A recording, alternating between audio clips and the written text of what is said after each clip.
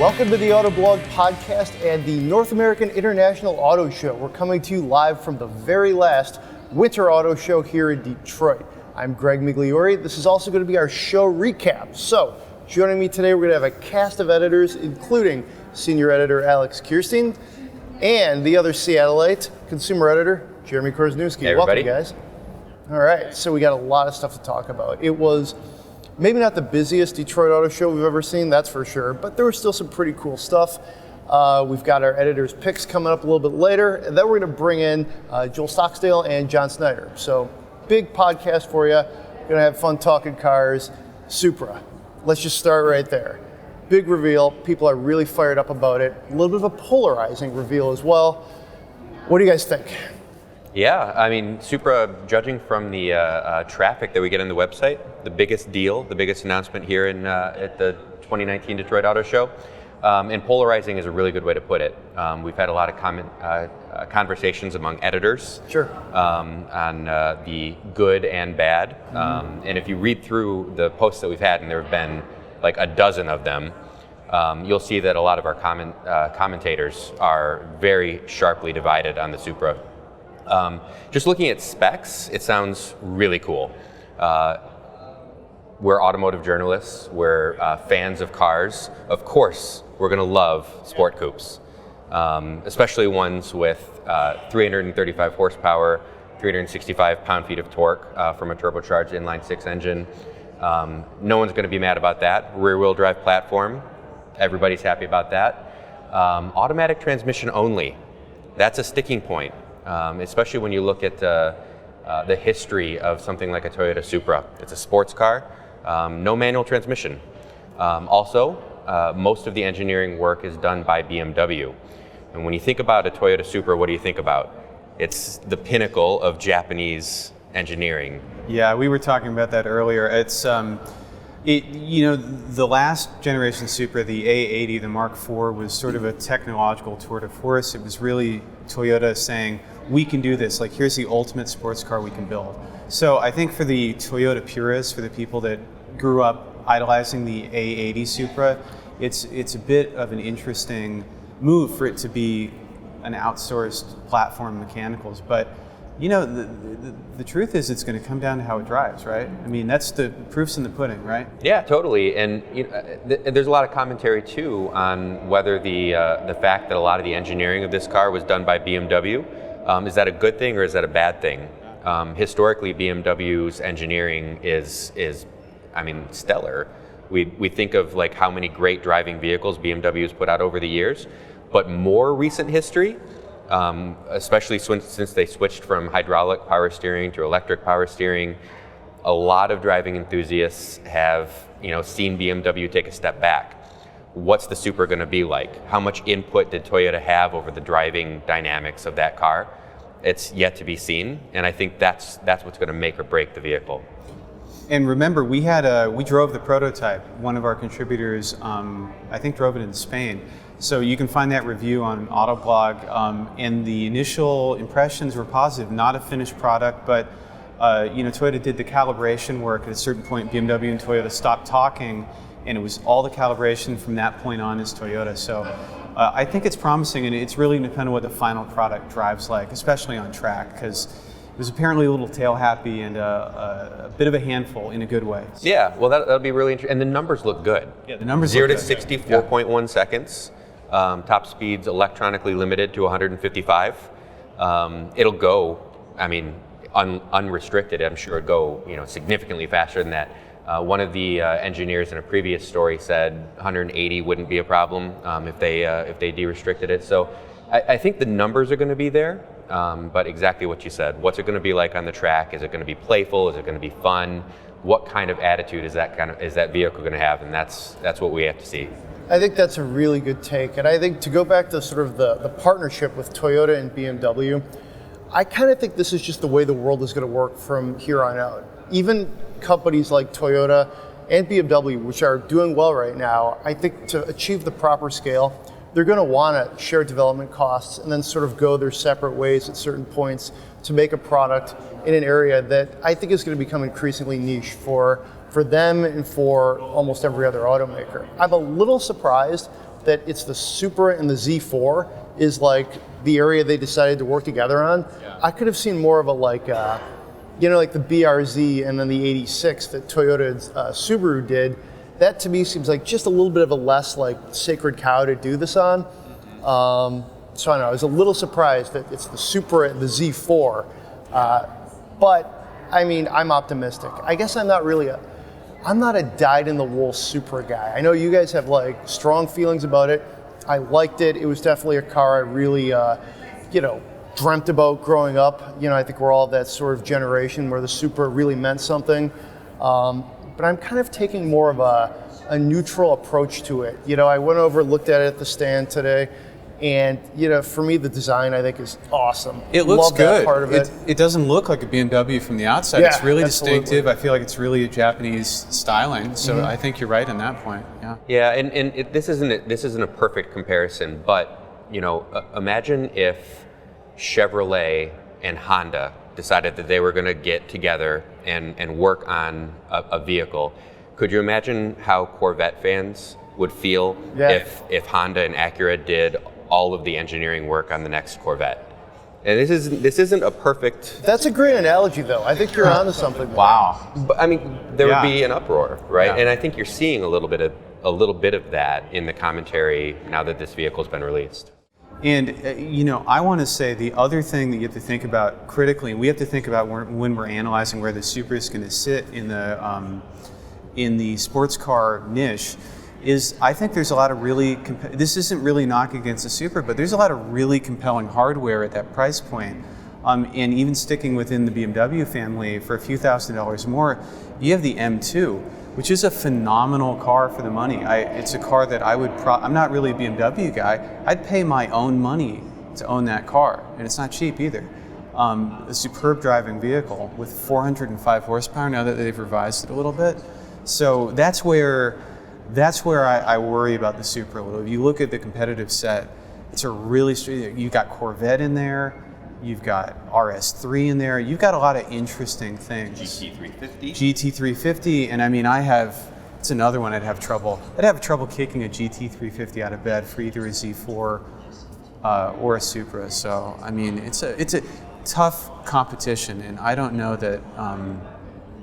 I wonder if it's special enough to succeed. I'm not trying to handicap it right out the gate, but it's going to be a tough sell for the Supra. I think we're all really interested to get behind the wheel and put some miles on the thing. And then, I think a lot of these early answers, early questions will be answered. So I'm looking forward to that.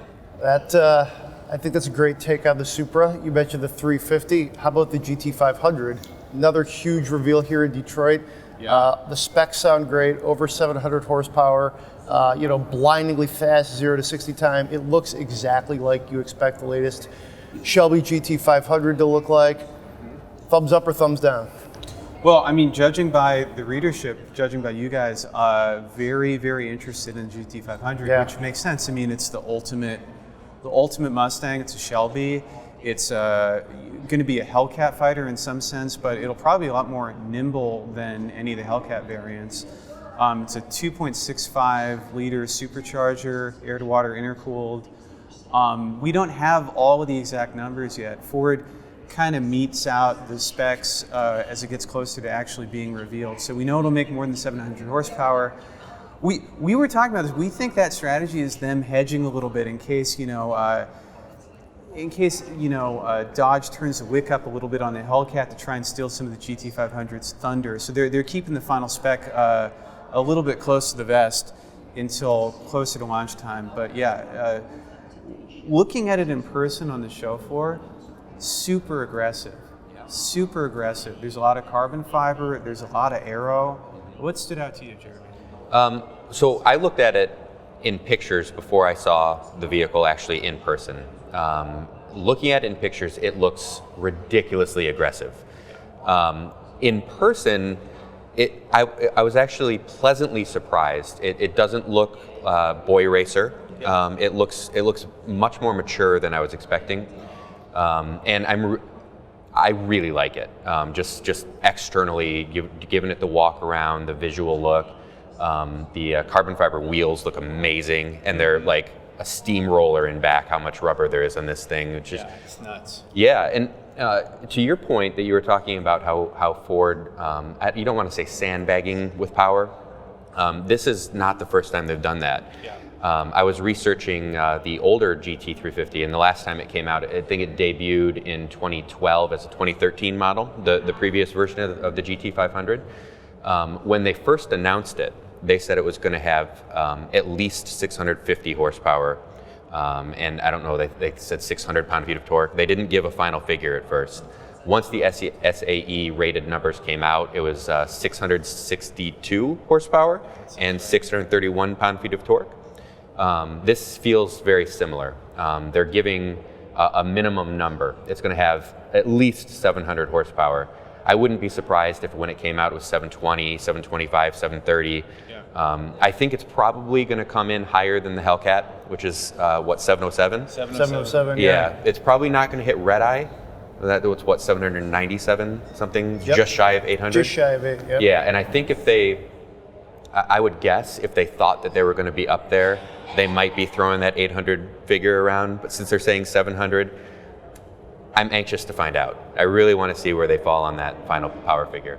Yeah, every once in a while I just take a step back and I think, these are streetable cars from the factory with a warranty, running on pump gas, making, the limitation isn't really how much power the engine itself can physically put out. It's, the limitations are what can the transmission handle, how do they get rid of all the heat, can the rear end take it? It's just, don't you ever take a step back and just say, it's wild how many 600 plus horsepower cars are, and we're not talking about the highest level of Ferrari or Lamborghini, we're talking, it's a Mustang. Yeah, it's like a golden age of horsepower. Did they say anything about the weight of the Mustang? I didn't catch a weight figure. I would assume we're getting that a little later on. But. Yeah, and that's, I think, ultimately what is going to make or break the GT500. We talked about the Supra a lot, about how it's going to drive. If you've ever driven the last GT500, which granted wasn't the newest platform for the Mustang, and that with electronic controls, traction control, all those things, like cars are getting it's not just all about power, it's about putting that power down, rubber to the road. How easy will it be to drive that Mustang fast? The last one, just, you got in the throttle just a little bit too much, and that thing squirreled down the road like crazy. It was wild. That was a wild car, yeah. Super wild. Definitely remember vividly driving that car through the fairly vacant streets of downtown Detroit after a Tigers game. And it was just like this crazy, literally like a bat out of hell. I remember accelerating into this on-ramp, and it sounded amazing. I remember getting real sideways on dry pavement with that thing. It was a little squirrely, so hopefully they address the rear traction issues. Yeah, and this is no manual transmission as well. Yeah, correct? so that's really interesting. It's the dual clutch, related to dual clutch in the Ford GT. So it's a 7-speed dual clutch by Tremec. So, kind of an interesting choice, but I'm sure that there's no manual that in Ford's stable that can handle that kind of power. And also the DCT, and I've driven the Ford GT, you've driven the Ford GT, that's a great transmission. You're talking this much horsepower, honestly, you should be paying attention to what's going on. Having the shift paddles up by the wheel is probably a sensible precaution. So, at that point, you're driving something that truly is as capable as race cars were not even that long ago. Yeah. And, to your point, the GT, that transmission is excellent. I have no concerns in the GT500. It's not having a manual. It just seems like the Supra, I'm a little skeptical about that approach. Right. But, this car, all the horsepower, I think it's going to be fine. So that's the Shelby. I think we're going to talk more about that a little bit during the awards segment of the show. But one more for you guys. The Subaru WRX STI S209. That's a mouthful. I think it looked great. What I loved was the older Heritage models that were sort of acting like bridesmaids on either side of it until the reveal. Very cool car. If you're an enthusiast, you're going to really like this, but it's also expensive. Yes, super expensive. I'm kind of a Subaru fanatic, sort of, Which in my one do you personal own? life. I've got an 07 WRX, but So a lot of this is, I see this car as being almost like fan service, that phrase is thrown around, something that you do for like the really, really hardcore folks, just like the Type RA before it. But the cool thing about the S line of vehicles is, the power's increased, 341 horsepower compared to 310 in the regular STI. It's still the 2.5 liter boxer engine. It's an older engine, but it's making good power now. 290 pound-feet of torque. But the really cool thing is the Japanese market has had these very special S-line models for a while. They're ultra limited edition, sort of skunk works vehicles. We've never had anything like that, In the Super world, the UK has gotten some cool special editions with higher horsepower, tuned by ProDrive and stuff. Japan's had the S-line. We've just kind of had the STI for a while, and that's great. No knock against the STI, but this is a special thing, and it's only for us. The rest of the world doesn't get the S209, and I think, more than the specs, more than the handling bonus, the track width increase, the limited edition nature of it, just 200 will be sold. It's that it is only for the U.S. And I think that's kind of neat. That's like, it took us so long to get the STI and the WRX compared to the rest of the world. It's kind of neat to have, at this later date, something special just for us. So I think that's really cool. I'm fired up about it, very much. This seems like the ultimate press car for me, which is kind of a weird thing to say, but It's something I would love to drive, don't necessarily need to own. Yeah, and this is one for the purists. Oh yeah. We're not to go back to Supra. I mean, it is probably the biggest debut at the show.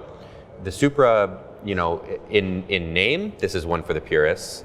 But then you tell the purists the details, and they're like, I'm not so sure about that. The purists are a little not feeling so great. The Subaru, the S209, exact opposite. This is the car for the purists. You're like, okay, we know we've got a bunch of fans in the United States. We're throwing you a bone. This is exactly what you want. Here it is. Yeah, I mean, I really like that analogy because you explain the Supra to a general sports car enthusiast, and they really get it. It's great spec. You explain this to a general sports car enthusiast, and unless they really know their Subarus, it seems like just a really weird special edition. So I think it's a really cool thing to do for U.S. fans, and it's also probably good that they're limiting it to just 200 units because it's super expensive, and this will sell out. If they try to make more than that, I don't know. So, if you really look at what you get compared to the cost, I don't know that it's worth it. But for the ultimate Subaru fan, it is, and that's who it's for. So it's in this day and age when we've got so many crossovers and we're pivoting away from sports cars, we're losing manual transmissions.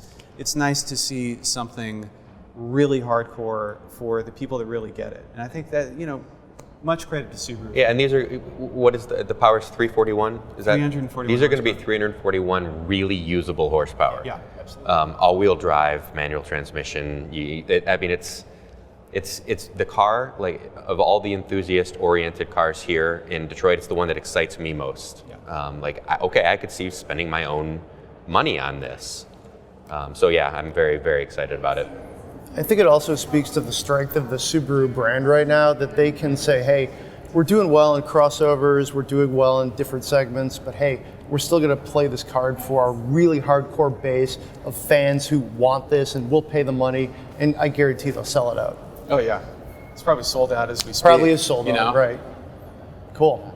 All right, guys, thanks. We're going to, that was sort of the really spicy reveals of the show. Coming up next, we're going to bring senior editor for All Things Green, John Snyder, and associate editor Joel Stocksdale onto the set to talk about some of the crossovers and the concept cars here at the Detroit show. So welcome, John and Joel. Pretty good show so far. Let's talk about some concepts and crossovers. Sure. Alrighty, so the Nissan IMS. Kind of a wild name. You guys might not know Autoblog used to be owned by AOL, so the IM, I don't know, hey, come on, it's got it good. You like this though, John. You give this a lot of points. It was my favorite car of the show. Of course, it's electric. I love that. But it's sexy too, and it's a sedan, which I like. So it's kind of this cool, funky, chunky, matte, almost black sedan. It looks gorgeous. It's got this really sweeping glass roof that tapers to within inches of the very rear end of the car. It's got a flat battery pack underneath the floor. 115 kilowatt hours, which is good for 380 miles, which is pretty impressive. So I'm hoping this is sort of previewing the sort of next generation of Nissan's battery tech, because that sounds pretty promising. Dual motor, one up front, one in back. So that's good for 483 horsepower and 590 pound-feet of torque. So that's pretty quick. That would be fun to drive. Yeah, they didn't give a 0 to 60 spec, but yeah, it's going to be quick. Don't know how heavy it is, but yeah, that's a lot of shove. That's a lot of twist from the wheels. It's interesting that it's sort of like an elevated sedan is Sure. what they're calling it too. So, I mean, I don't even know what to call that segment. That's kind of wild. Well, yeah, it looks, from its profile, it looks like a sedan, but you get close to it and you realize it is a little higher off the ground. Part of that's due to the giant wheels. They're 22 inches. But yeah, the fact that it's got that battery under the floor and like no drivetrain going down the middle of the car means that it can sort of open it up. It doesn't have a B-pillar, so the doors open, the rear doors open rearwards, so it's like this giant lounge inside, and it's pretty high tech. Like the front is the dash is all screens, and there's this futuristic wheel. So yeah, it looks like a cool place to spend time. And then in the back, it's technically 3 seats, but the 2 outboard seat backs fold down and make the center seat like its own like king throne. They call it a premier seat. So it actually looks really cool too. I think it's, I like this car when I saw it in the press photos, when the embargo was up. That was pretty cool. I liked it a little bit less when I saw it actually in real life. Just the shape didn't do it for me as much, but what is intriguing is how, as you see sort of just the development and, new tactics for, green cars, is how the batteries, they're getting the drivetrain like underneath the floor, as opposed to like, you might remember the old Chevy Volt, the first gen, just that T-shaped battery pack going through the middle. So I think you're getting much craftier. I mean, granted, this is a concept, but this is becoming more common, and I think that's a good thing. Yeah, it's good for driving dynamics too, having that low center of gravity. Yeah. I've noticed even our Pacifica Hybrid that we have, cornering, it goes a little flatter than other minivans, which is it's a weird thing to say, but it's true. It's kind of cool. John's one of the dads here at Autoblog. Yeah. If you're in the minivan, you got to have some fun in it. I'm driving that thing as much as possible. I love that. Me too. But yeah, I mean the same thing holds here.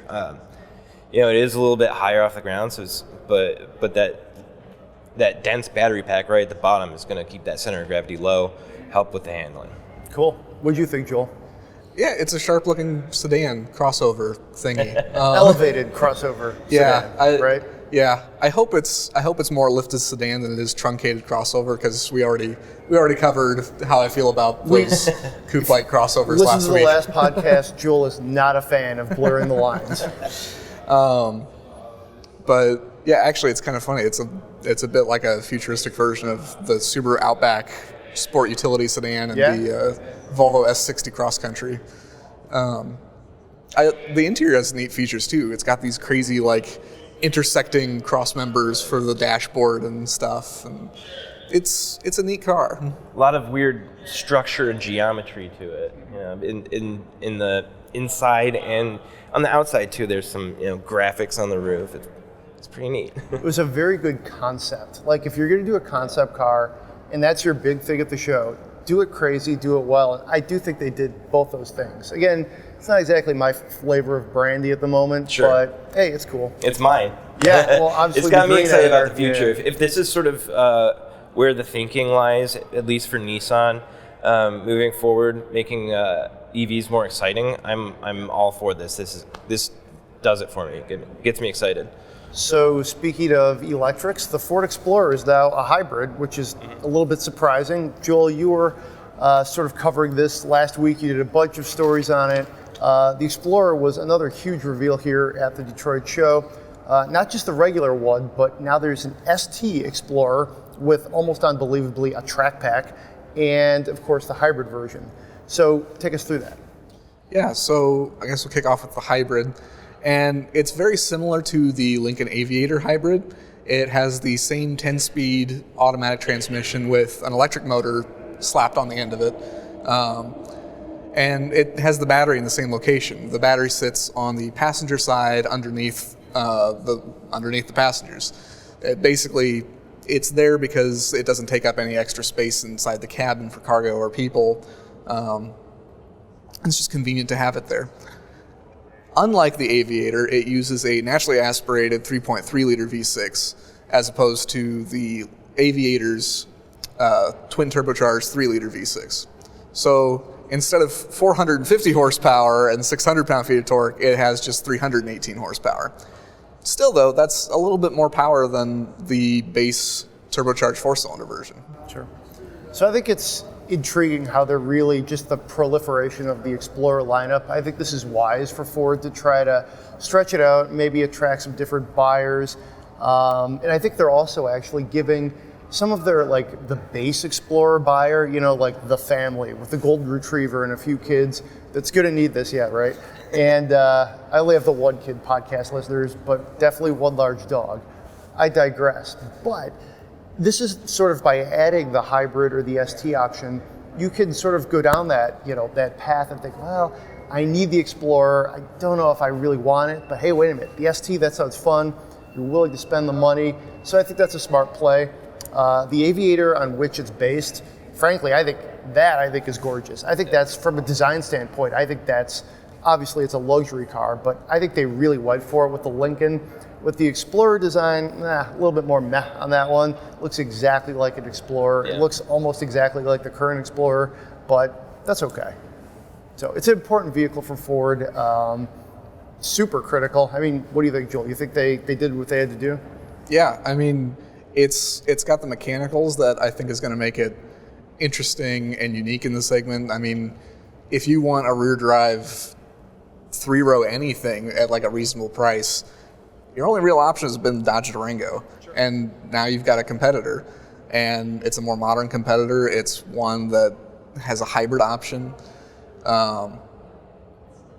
And like, they played it safe in areas that I think matter to consumers. I mean, I think, because like I said, Explorer is one of their best-selling vehicles, period, and you don't want to mess with that too much. Like, if it's working, don't screw it up. I think you're spot on there. I think that was a wise play for them too. Just keep it simple as far as the design, add some different wrinkles. The rear-wheel drive platform, though, I think I'm excited about that. Yeah, that's interesting. And I just sort of passed by the ST earlier, and wow, that thing really stands out. It's more of an eyeful than I expected seeing it too. It looks really sporty, and those wheels look gigantic. I think they're 21 inches maybe. Yeah, it comes standard with 20-inch wheels, and there are 21-inch ones optional. Yeah, they look absolutely massive. Front to back, I think the Ford stand is probably overall the strongest here at the show. They had several important reveals. They really went for it, which I think is good in their hometown show. Yeah. But hey, let's move on from the Explorer to another SUV, the Kia Telluride. I don't know. Some people like this, some people don't. I really like the design. I love those like almost floating, really, like the headlights just pop. I think that's cool. The design is vaguely Explorer-esque, which is fine too, actually. But what do you guys think? So for the most part, I like it. I like that it's a little bit more squared off than a lot of modern crossovers. I like the taillights. I like the kind of like sort of upside down L shape that's going on. Totally see an S90 there. Call me crazy. I see a little bit of Volvo in that. And that's okay. Yeah, and I've heard a number of people talk about that it reminds them of a Volvo, especially the XC90, which makes sense. They're both kind of this square-shouldered, kind of broad-looking crossover. I'll admit, I'm slightly disappointed with the way it looks, just because I really, really liked the concept a couple years ago. It looked even more rugged and squared off, and I liked that it actually had smaller headlights and a slightly narrower grille. I feel like the ones on this one are a little bit too vertical, and it sort of has a slightly more anonymous looking front end. Overall, though, I like the way it looks. I like the interior. It looks kind of similar to the K900, which has a nice interior too. I was a little unsure of it looking at it from photos, but walking by the stand, I was sort of taken by the looks of it. Some of the colors that they have are really nice too. But when I actually sat in one, I was actually really impressed with the interior. Sure, this was I think probably one of the fully loaded versions of it that would, it still cost a lot. But I was really impressed with the fit and finish, the materials, the feeling of like the switch gear and everything. It was just really nice attention to detail on the inside. And it's super roomy. Like there's a lot of space in there, even in the third row. I think for people who can sort of get over the idea that Kia was once a budget brand, they're going to be impressed by this when they sit in it. It's very, very nice. I agree with you, and frankly, you're right. The Kia brand still has a little bit of a ways to go for different kinds of adoption, if you will. But I mean, if you took some of the crazier design elements off this thing and slapped Ford badges on it, sure, you could have told me this is a new Explorer, and I probably would have believed you, because it really is just a big crossover straight out of central casting, and I think that's exactly what Kia needs right now too. So, and I think it would have actually even made a bigger splash here if it weren't for Explorer. That's a good point. And I think it actually looks better than Explorer too. It's just that Explorer has those mechanical upgrades that make it really interesting to an enthusiast. Also, Explorer has such a long history. I mean, especially in Michigan, in this town, but also just in general. Ford Explorer, everybody knows what that is. It was the ubiquitous 90s SUV that lives on today. Whereas Kia Telluride, I had to do some mental checks in the weeks running up to the show. We know this is going to be there. What is this thing again? Oh, right. Okay. So, but I will say this, Telluride, that's a pretty good name. I like it. It is. Yeah, it's a good place. Yeah, it's a good place too. You're right. Yeah. I feel like Hyundai and Kia usually come up with pretty solid names, like Stinger and Stinger's Telluride. Good, yeah. Actually, a lot of the Hyundai SUVs like Santa Fe, Veracruz, lots of good names. Yeah. I almost would have thought Dodge would have tried to get Telluride, the Dodge Telluride. It seems like, yeah. Anyways, that's the name game. Speaking of good places, let's talk about the winners. Autoblog's editors' picks, if you're listening to this on the podcast, or if you're watching this as a video, these are already up on the site. They went up Tuesday afternoon, so let's go through them. It was a fairly tight voting, actually. So we'll just go through these. In fifth place, with 34 points, was the Subaru WRX STI S209, which we talked about earlier. And then right ahead of it, in fourth place, was the Ford Explorer with 35 points. Bit of a sleeper car here. This just got a lot of votes from a lot of different people. This was the Lexus LC convertible concept. They're calling it a concept, but they're going to build this car. We know that. With 41 points, then here's where we get some separation. I think you guys know what's coming next. In second place was the Supra with 48 points, and the Shelby GT500 is your 2019 Autoblog editors picks winner here at the Detroit Auto Show with 56 points. So no surprise there, I think, with the top two. No. I could have seen it going Shelby number 2 and Supra number 1, but I mean, I think it's a great overall result. Shelby GT500, best in show. Yeah, I think it's deserving. I would have liked to have seen something else win, but our green editor probably isn't thrilled to see a car with over 700 horsepower win, but you drove the Demon last year. You drove the Hellcat. Yeah, so, I know. Yes, I do enjoy these cars. Yeah. But I think even more surprising was that the Supra, which was pretty divisive, came in second. Mm-hmm. I thought it would have been maybe third, fourth on our list, just because of the way everyone's been arguing about it. Over the table over the past couple of days. The fact that it made second, there must be something there that speaks to everyone at least a little bit at some level. I can tell you, as the only one who sees all of the votes, people were divided on it, but almost everybody in some form gave it some votes. Not everybody, but it got a lot of votes across the board. So, Joel, what do you think? Well, I'm surprised because I'm definitely on the side that didn't think it was all that great. Okay. I still feel that it's overpriced and underpowered, and the lack of a manual drives me crazy. Fair enough. I will say, if they can make that, if that thing drives like a Porsche Cayman or something, I could cut it some slack, because I mean the Cayman is also really expensive. You don't get a lot of power, so it doesn't seem like a great value. So, but I do love the Cayman and the Boxster. They just drive phenomenally. So if the Supra is more than the sum of its parts, great. But at the moment, I'm skeptical. I will say I do love the way the Supra looks. I think it's really sharp. I think even the fiercest critics like how the Supra looks. Like Jeremy and Alex had, they had definitely more of a critical element to their thoughts on it, but they liked how it looked too. So I was a little surprised actually to see the LC convertible concept kind of sneak in. Yeah. 41 points, strong showing in third place. That was another one that we barely talked about it, right. But as far as the voting broke down, all the editors kind of liked it.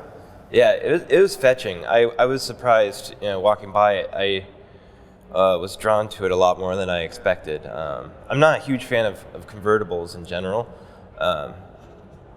Don't hit me, but it was just very approachable. It takes a great car and just opens it up to the world, and it looks the way a convertible should. I don't know. There's something about it. It doesn't look like something with the roof lopped off. It looks like it was purpose built to be a convertible. I think it looks really good. I think the coupe is definitely aesthetically a little purer. I like the way the lines just sort of fade back. For me, that's the car, but will I love driving this thing? Oh, absolutely. But yeah, definitely a sleeper car of the show. Explorer kind of ticked it there in fourth place, 35 points. I was a little surprised on that one because I thought people might just be like, well, it's a new Explorer. Okay, but I think it was good to see it get a lot of votes, though, because it's a very important vehicle for Ford, and I like to see that recognized in our Editor's Picks Awards, because you can't just vote for crazy concepts, because a lot of these we'll never see or hear from again. But I think it's a worthy of the top 5. Then the STI, the S209, I saw that coming a mile away from Canada over there. I knew enough of the really hardcore Subaru sect of Autoblog was going to go for it, and they did. They voted for it, and I voted for it a little bit too. I think to me, there's always a car like that at the auto shows like this, especially when we vote for the winners, that maybe probably doesn't deserve to win, but you like to vote for it because it's so much fun, and it just speaks to that inner enthusiast of all of us. So I like that one too. I'm okay with that being on the list. I'm okay with that too. Yeah, I mean, for me, what made that stand out is that it's not just another STI with a bunch of suspension modifications and things. It's got a real increase of power. It's like an extra 40 horsepower over a regular legit. one. That's not nothing. And that's nice to see, because I mean the STI has been stuck at 300 horsepower for age. Well, it uses the engine that's basically been around since 2004. So it's nice to see that actually increase. Yeah. They're definitely the different ways we describe things, that engine is going from legendary to almost historic status or something. But I guess we'd be remiss without at least discussing the winner, the Shelby GT500. I think that's definitely a worthy winner. Another one that got votes across the board. People were excited about it to different levels, but I think all of the editors, all of the staffers understood just how significant this car is for Ford, for the Mustang lineup. Definitely a worthy winner, I think. And it's the car that, when I leave the show and walk by someone on the street that sees I'm coming from here, they stop me and ask me about that. And I get home and relatives are asking me about it. That's the car that everyone wants to hear about. It is definitely that, along with the Supra, are the two cars that I will remember the most from the 2019 Detroit Auto Show. It's the last one we're going to have in the winter. Next time you see us here in this setting, there will not be ice caps floating behind us. But that's it for the Detroit Auto Show recap. Thanks for being with me, guys. Thanks for having us. Cool. And Alex and Jeremy, you're long gone. You're probably already looking back at the Supra or the Shelby or something. Thanks to them as well. And thanks to you for listening and for watching our recap. That was this week's Autoblog podcast. Please rate us on Apple Podcasts, Spotify, or wherever you get your podcasts. Send us Goats. We'd love to spend your money. Be safe out there. We'll see you next time.